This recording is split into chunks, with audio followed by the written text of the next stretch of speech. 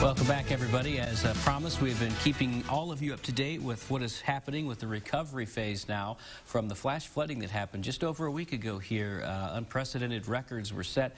It was a deadly flash flood, and now we are moving into the next phase, which is hopefully the rebuilding process now that most of the debris has been removed. More updates for you now. Mumm is joining us now. He's the director of Polk County Emergency Management. Morning. You've been on the front lines handling all of the controls.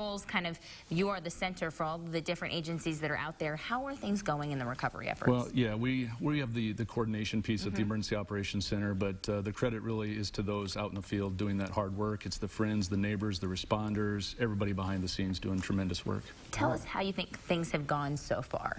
Well, you know, it's a disaster. We can't expect things to be perfect, but we have made a lot of great strides. We've, you know, saved a lot of property, saved a lot of lives, and you know, those things are going to happen. We have some communication that occurs every day to coordinate thousands of people, and so sometimes that's a challenge, but overall I think things are going very well. What do you think you're going to do differently next time as far as that communication goes? I know the city of Des Moines, they looked at they were sending people to the wrong place maybe. Basically it was like the way that we were told is everybody wanted to help, so everybody just kind of started doing things. There's a process that has to happen for everybody to be doing something that collaboratively benefits everybody. A lot of moving parts, as you can imagine, and I have not heard one person say that we don't want to help or that we can't help. It's the method and how we do it and making those pieces fit together. That's the real challenge. Okay, so moving forward to every single time a disaster happens, you of course evaluate what happened and then improve the plan, right? Yeah, of course. I mean, that's our after-action process begins as soon as the incident starts, and so there's a lot of notes that are taken. There's a lot of corrective actions that are made midstream, and so I think, you know, maybe your viewers have seen that. Hopefully the public has seen that.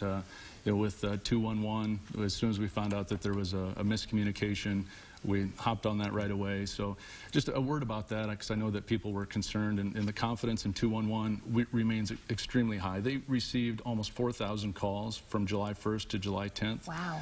Compare that to a year ago, they received about 450, 460 calls. So, you know, we sat down and started thinking about that. So that's an increase of 6 times the call volume. So, you know, you and I may be very skilled at driving a car at 55 miles an hour. Think of doing that at 6 times that speed, 330 miles an hour. And so, you know, that's not an excuse. We expect perfection across the board, but we know that there's just going to be challenges with capacity and the sheer volume of information to try to collate that all together, get that out in a way that's helpful to all of our friends and neighbors that are out there. Okay. That's who we're trying to help. They're our friends and neighbors, so we don't want to see anybody left behind. We appreciate everything you're doing. Well, thank you.